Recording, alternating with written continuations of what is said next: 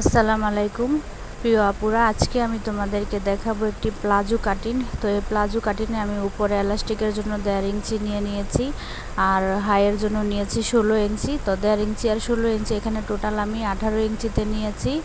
আর এটার লম্বাটা হবে 38 ইঞ্চি আর 1 ইঞ্চি নিয়েছি আমি এক্সট্রা শিলির জন্য, তাই 39 ইঞ্চি আর শিলিয়ে থাকবে হলো 38 ইঞ্চি। আর এটার বর্ডার নিয়েছি আমি 12 ইঞ্চি।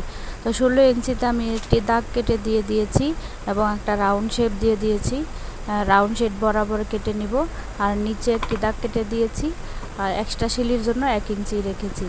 তো রাউন্ড বরাবর এভাবে কেটে নিব। তোমরা যারা নতুন প্লাজো কাটিং করতে পারো না তারা কিন্তু আমার ইউটিউব চ্যানেলটি সাবস্ক্রাইব করে এভাবে কাটিং শিখতে পারো। আমার ইউটিউবে তোমরা 2 ধরনের ক্যাটাগরির ভিডিও দেখতে পাবে, এক হচ্ছে রান্নাবান্নার টিপস আর এক হচ্ছে কাটিং এবং শিলিকাম।